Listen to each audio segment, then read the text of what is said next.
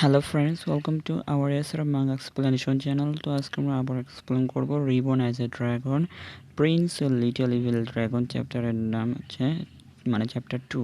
তো এখানে ওই আমাদের লিটল ড্রাগনটা এখানে চিন্তা করতেছে যে প্রিন্স এবং ড্রাগন এটা একটা খেলার নাম, যেটা আমি খেলেছি।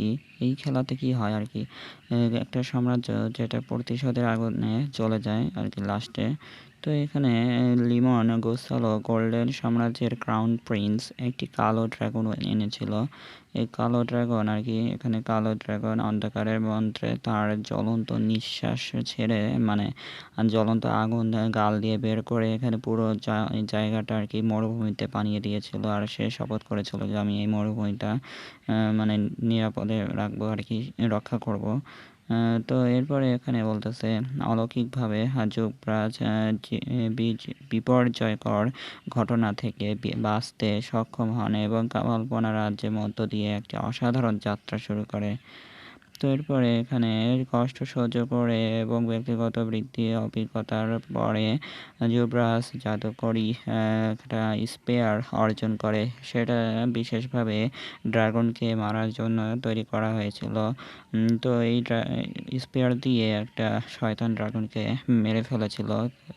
তো এখানে বলতেছে যে শেষ পর্যন্ত যুবরাজ সফলভাবে এই শয়তান ড্রাগনকে পরাজিত করেছিল, সাম্রাজ্যকে একটা তার আগের গৌরবে পুনরুদ্ধার করেছিল এবং গেমটি বিজয় হয়ে উঠেছিল। তো এটাই বলতেছে। তো এখানে বলতেছে আমি কি সেই খেলার পুনর্জন্ম হয়েছি, তাই কি বলতেছে এখানে।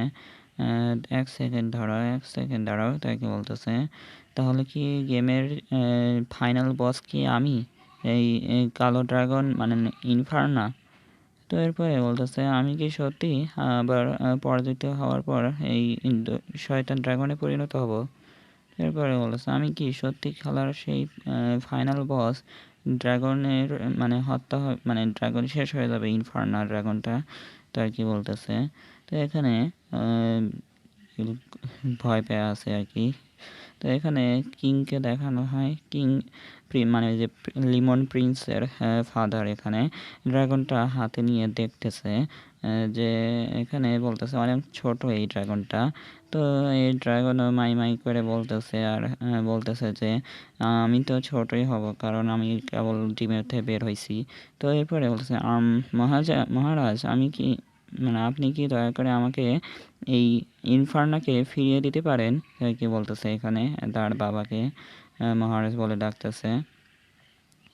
তো এরপরে এখানে ইনফার্না সাম্রাজ্যের ভবিষ্যতের জন্য এখানে প্রতিনিধিত্ব করবে।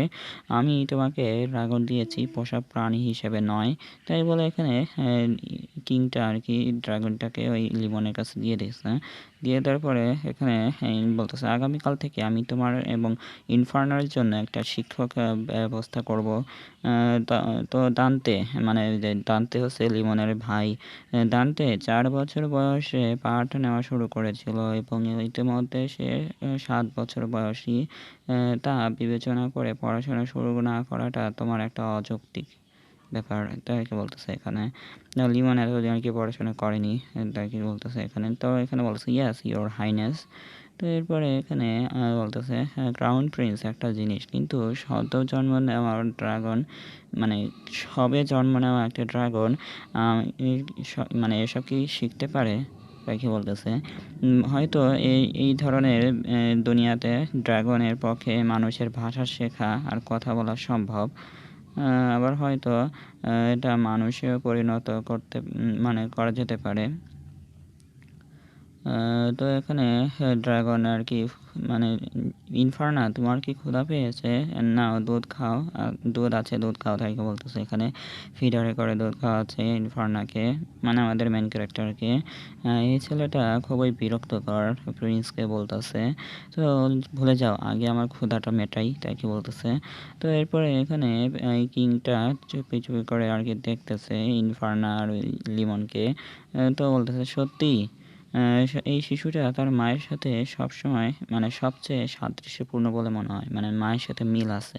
তো সম্ভবত সেও তার মায়ের মতো হবে।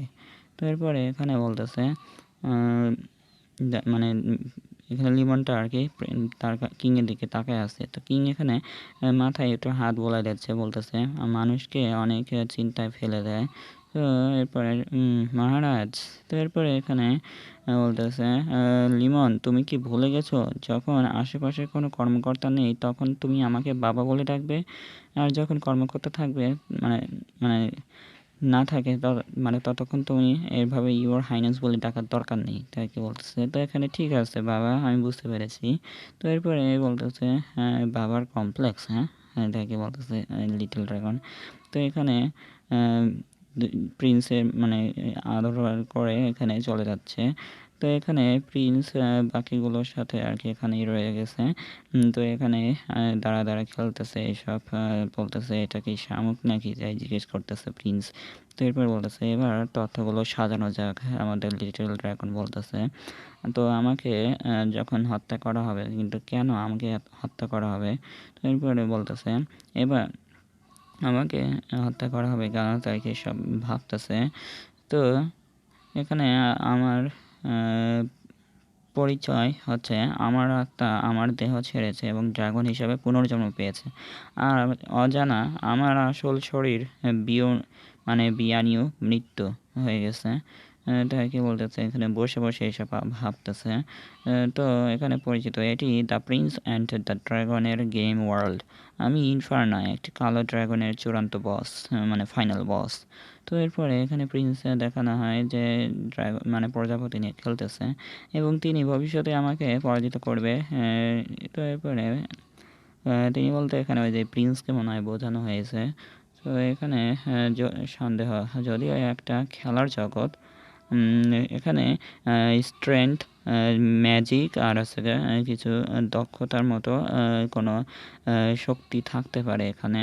তো এরপরে বলেছে যদি আমি প্রকৃত শরীর মারা যায়, মানে আমার নিজের শরীর যেটা আগে ছিল সেটা যদি মারা যায়, এখানে একটা শান্তিপূর্ণ এবং পরিপূর্ণ জীবনযাপন চালিয়ে যেতে পারি।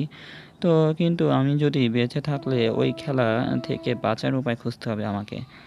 তো এরপরে এখানে বলতেছে নির্বিশেষে আরও একবার মানে মরতে হবে মনে হয়, এটাকে বলতেছে। ইনফার্না মারা যাবে কারণ এটি একটি শয়তান ড্রাগনের খপ্পরে পড়বে। তো এরপরে এই শয়তান ড্রাগনটিকে দেখানো হয় যতক্ষণ না আমি এটা যত্ন সহকারে বিবেচনা করি এবং সমস্ত ক্ষতি এড়াতে বা যা আমাকে ভিলেন করে তুলবে। তো এরপরে এখানে বলেছে আমি যদি একটা মানে ভালো অনেক বড় কোনো মহান কাজ করি তাহলে লোকেরা আমাকে দেখে অনেক খুশি হবে, আর এখানে আমাকে তার নিজের মনে করে রাখবে এখানে। তাহলে আমার এই গেমটা মানে সাফল্য হবে, মানে সব চারিদিকে সুখ শান্তি থাকবে, তাই কি বলতেছে এখানে। তো এই চ্যাপ্টারটা এখানেই শেষ। তো দেখা হচ্ছে পরের ভিডিওতে। ভিডিও ভালো লাগলে অবশ্যই লাইক করে দেবেন আর কমেন্টে জানিয়ে দেবেন আজকের চ্যাপ্টারটা কেমন হয়েছে। দেখা হচ্ছে পরের ভিডিওতে। যারা নতুন এসেছেন অবশ্যই সাবস্ক্রাইবটা করে যাবেন, আর আগের ভিডিওগুলো দেখতে চাইলে দেখে নিতে পারেন।